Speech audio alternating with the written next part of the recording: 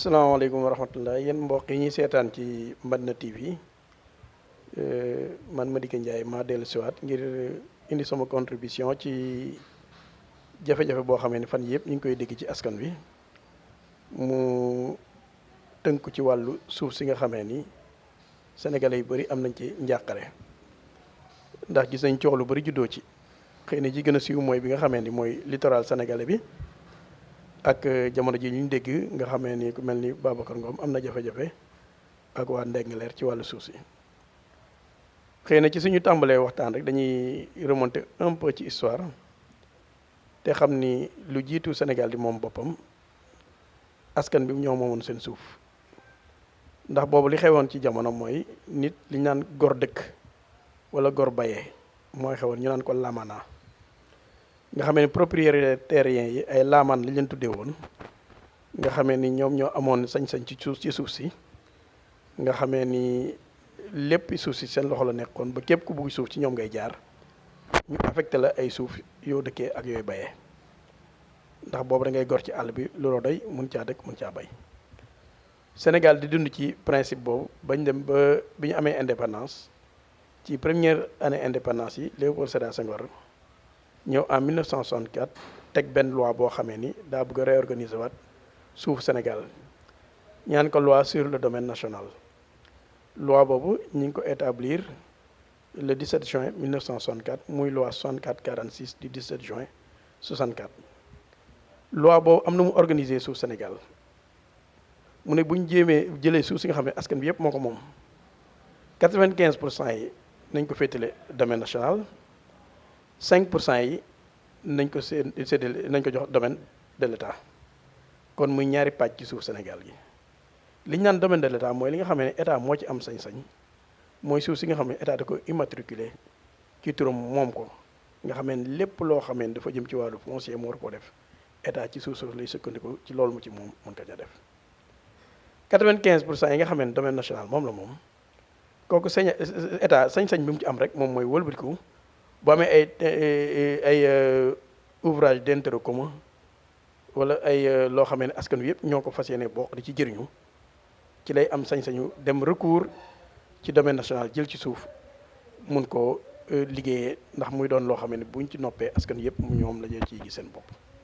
kon bu dul loolu état sax sañul jël ci domaine national jël di ko affecté di ko désaffecté ku mu ko neex ñu demaat ba année yi daw ba lu sori. ñu loi sur la décentralisation ñëw ñu jël suuf si def ko compétence décentralisée ñu jël ko dénk ko collectivités locales yi nga xam ne actuellement ñoom ñoo am sañ-sañ ci suuf si ñoom ñooy affecté di désaffecté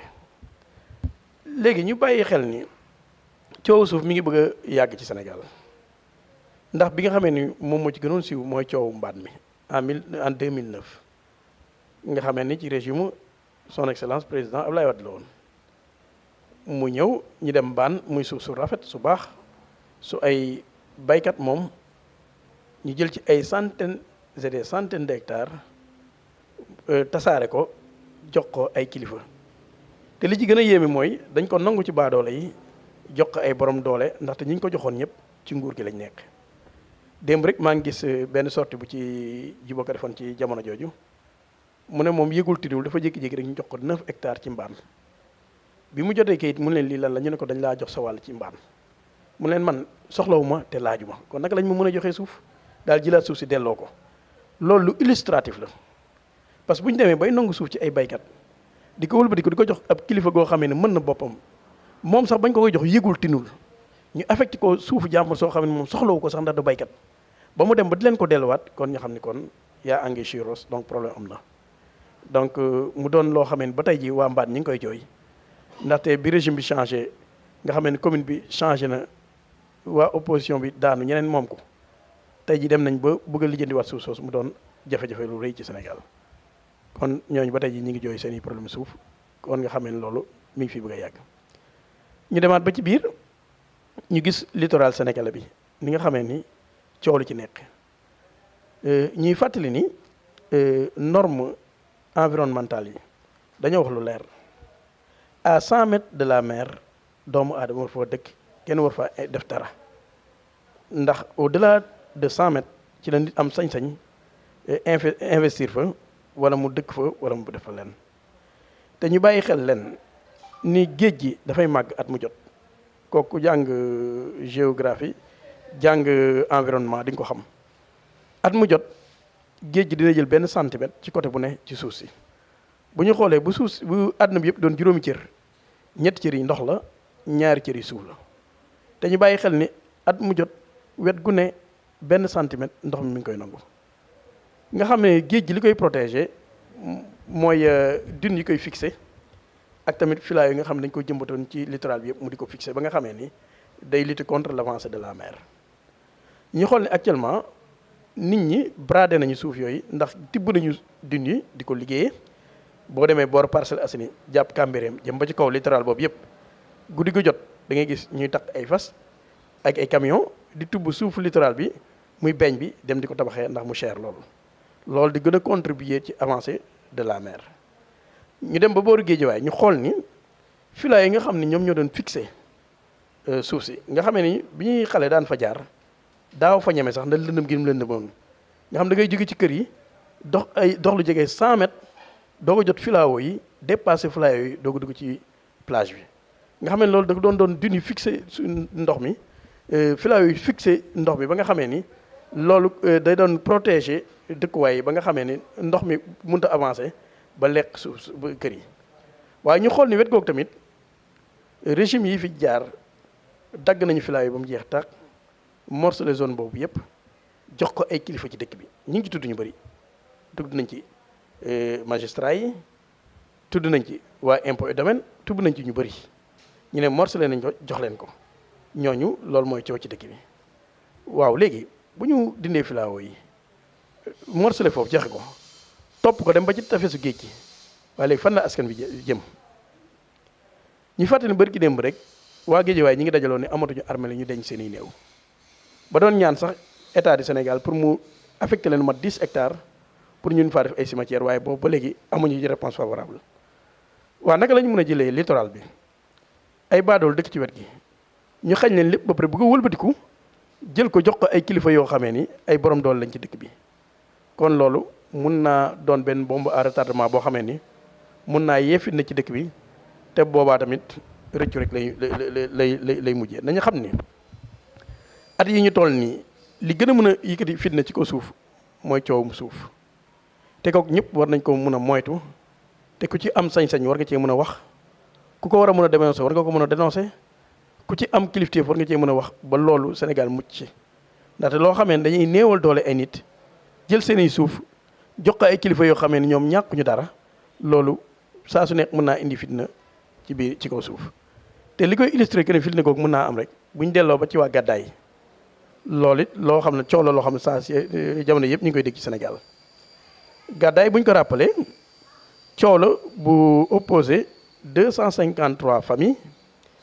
à un promoteur immobilier du nom de Bassirou Fall bu moom technologie 2000 moom ci waxam dafa ni benn famille Diop ñoo ko jaayoon 13 hectares waaye 9 hectares la jot a jël la ca des ci ay hectares suuf la soo xamee ni dañ ko morcelé woon jaay ko ay privé lu ma 253 familles ñooñu bi leen ko jaayee ñu jël seen i kayit dem ba ci les services compétents présenté leen seen i kayitu kër ñu jox leen autorisation de construction nga xam ne kon état moo leen jox sañ-sañ leen mun ngeen a tabax ñu xam ne Sénégal fii képp koo xamee ni yaa ngi tabax rek dee nga ndax ni salaire yi dëppoo la ni am yi dëppoo la nga xam nit ki dina liggéey ba sonn balaa mën a jënd terrain bu jëndee terrain it ay millions lay jar ci Dakar dina liggéeyaat ba sonn balaa mën a am lu mu cay def waa nit ki nga xamee ni sonn na góorgóorlu ba jënd terrain am góorgóorluwaat dem ba tabax ba sori nga am sañ-sañ ñëw fekk ko fa masala lépp li nga xam ne moom la tabaxoon démolir construction yi yëpp au nom de quoi loolu dafa jar a bàyyi xel ndaxte yaakaar naan bu fekkoon ni kër yi ñu am baaxul kon service compétent yi xanaa duñu leen délivrer autorisation de construction ndax autorisation de construction mooy service yi représenté état ñoo la may sañ-sañ ni la fii nga jënd kat am nga sañ-sañu tabax ko problème boobu bi mu juddoo li ci gën a metti mooy keroog ba nga xamee ni promoteur bi ni moom suuf si muy Bassirou Fall keroog ba mu koy toji dafa bàyyi ba jour màggalu Touba nee le 18 décembre 2018 la bàyyi ba murid yëpp dem Touba nga xam ne mën naa ne jullit ñëpp sax nga xamee ne benn nit desatul Dakaaru mu jaar foofu moom moo xool boppam loué ay grue loué ay engin ci waxam nee na ànd ak waa Descos fay ay gendarme 30 000 francs jour ñëw taxaw foofu ngir massacrer ay suufu jàmbur képp koo xamee ne yaakaar nga ne am nga sañ-sañ te yaa nekk ci droit lan ngay làqatu looy bàyyi ba nit ñëpp dem màggal Touba nga xamee ne àddina yëpp ñu ngi Touba nga jaar ci ginnaaw yow demaloo màggal bés boobu war ma loo murit yi war ma loo Sëriñ Touba dem jaar ci ginnaaw def ay ñaawteef loolu may wane yow ko nekkoo ci dëgg te li gën a doy waar mooy en première instance collectif boobu mooy 253 familles bi ñu demee devant la justice porté ko plainte pour destruction de biens appartenant à autrui état la justice sénégalaise daf leen a jox seen droit ni leen yéen a am ndam ci kaw Babacar Fall tëj ko 2 ans de prison ferme ak 4 milliards à allouer aux personnes impactées aux familles impactées ba ñoom ñu yaakaar ni am nañu ndam ci loolu ñu doon lijjanti waaye ñu des ab diir moom mu introduire appel ñu dem ci yeneen tribunaux yi ñu jox ko liberté provisoire naxal saay loolee ñu àtte woon ba ci sañ-sañ boobu la am ñëw ngir toj ay suufu jàmbur te bu ñu fàttaliku nii waa Descos ñi nga xam ñoom ñoo am sañ-sañu xool li jaaru ci suuf si ak lu ci jaaduwul ñoom ci loi la ñuy tënku ndax balaa ñoo am sañ-sañu laal suufu jàmbur di démolir day fekk ñu am décision de justice mais amul benn décision de justice boo xam joxoon na leen droit leen dem na ngeen yàq ay suufu jàmbur ñooñ bi ñu yàqee seen i suuf ak seen i dëkkuwaay ñoom leen naqare dem ba di ko manifester li ñu gis ci télé yi ñëpp gis nañ ko ñoo koy gisandoo dañu leen fekk ci seen i suufu bopp muy ay mère de famille ay père de famille ay nit ay góorgóorlu ñu ñëw dóor leen dóor yu métti damm seen i tànk toroxal maire yi ba gis nañ sax ab soxna soo xam dañ ko doon yëgal ci auto police di ko dóor ay coup de crosse muy lu ñaaw image boo xamee ni Sénégal yëpp waroon nañu mën a dépasser situation bu ndax contentieux bu amee dans un problème foncier y a les services compétents yoo xam ñoom ñoo ko war a mën a kii évacuer dossier bi bu ko defee aussi mën nañ ko mën a négocier à l'amiable bu ñu ko mën a négocier à l'amiable ñu dem ci tribunal bàyyi ba procès yëpp jeex ba recours yëpp jeex ñu doog a xam nan nañu mën a régler le problème mais toroxal 253 familles yoo xam ne ñoom moom seen i suuf ci gàddaay loolu doon na lu ñaaw bi nga xamee nag moom moo mujj te gën a siiw nga xamee ne Sénégal yëpp fan yi yëpp ñu ngi koy bàyyi xel muy problème bi nga xam moom moo opposé la population de Ndingler ak Babacar Ngom Sedima et dañuy rappeler Babacar Ngom Sedima ku am mérite la mérite am mooy li anglais yi naan self made man moom la mooy koo xamee ni yàlla moo ko suturaal mu sukkandiku ci ay am boppam dem ba tey jii bokk ci ñi nga xamee ne dañuy contribuer ci développement Sénégal ndax dégg nañu ay récém nee na bi muy am BEP amoon na possibilité ay waajurum yóbbu ko France mu jàngi waaye mu def option ni moom na toog Sénégal liggéey réewum loolu jëf ju rëy la nee na il est parti d'un fonds de 60 000 francs jënd 120% ci la liggéey ba poussin yi commencé développé ba mu dem Malika jënd fa lu ma 3 hectares et demi yokkaat production am demaat ba mujj gi di commandé di ko jaarale ci service état yi dem ba mujj ay commande am état attanatu ko muy travailler avec des Belges pour di importer ay poulet daan na def ay 2 palettes de 19 000 poussins par semaine xaw ma par jour moo ko waxal boppam. kon ñu gis ni en un temps record doon na jàmbaar joo xamee ni inspiré na développé na activité am di employé ay nit ñu bëri dem tey jii ba samp Sedima muy groupe bu mag ci Sénégal buy employé moo ko lu mat 300 personnes yoo xam ne ni ñoom ñëpp seen i wërsëg ci dañuy bàyyeekoo kon kooku am na mérite ndaxte Sénégalais la di doomu réew mi am initiative am njàmbaarte samp dërëm tànk ba samp entreprise bay contribuer ci PIB Sénégal lu bëri di contribuer aussi développement Sénégal ndaxte jël na ay doomu aadama lu mat 300 familles seen i wërsëg di jaar ci moom di tasaaroo kon loolu am na mérite waaye ñu bàyyi xel ni mérite bi nga liggéey ba am ko jox la droit pour nga dal ci ko askan wi ndax bu ñu jàngatee histoire ni mu ko nettalee ak yeneen acteurs yi nga xam ne ñoom ñoo ci dugg muy waa population de Ndingler ni ñu ci waxee ak ku mel ni Bassirou Diomaye Faye mi ci dugg li ñu ci waxee wax jooju day daal dëppoo ndax moom moo dem ba gis ni am na beneen programme bu gën a ambitieux Sedima mu nga yaatal liggéeyam ci wàllu mbay ci wàllu ko produire ay cuuj ak yu demee noonu ba tax mu soxla suuf mu dem di commune de Sindia ñu affecté ko 300 hectares bi ñu ko affecté 300 hectares 225 hectares rek la ci mënoon jot te sax xëy na ci biir 225 hectares yooyu 75 yi waa commune de Sindia affecté woon nañ ko ñeneen ba pare kon moom 150 hectares la fa mujjoon am. waaye ñu xam ni commune de Djilak bi nga xam ne moom moo taxaloog Ndingler seen i suuf yi dañoo duggante ba tax moom au delà de 150 hectares yi disponible woon ci waa Sindia mu bëgg a jël yeneen 75 hectares yoo xam ne waa Ndingler ñoo ko moom. kooku ñu war cee taxaw def ci ak jàngat ndax waa Ndingler dañoo doon ñoo xamee de génération à génération suuf soof ñoom ñoo ko moom doon ko bayal seen i bopp muy suuf soo xamee ni bañ koy am booba xëy na ay waajuru Babacar Ngom sa juddooguñu ñu nekk fa doon ko bay muy exploitation familiale te xam nga koo xam exploitation familiale mooy tool bi nga xam ne da nga koy am di ko bay ngir di ci dundee yow ak sa famille. mu 40 familles yoo xamee ni ñoom 75 hectares yooyu Babacar Ngom bëgg cee teg tànk du ñu nettaliwaat histoire ndaxte wax na ko ci télé ñëpp dégg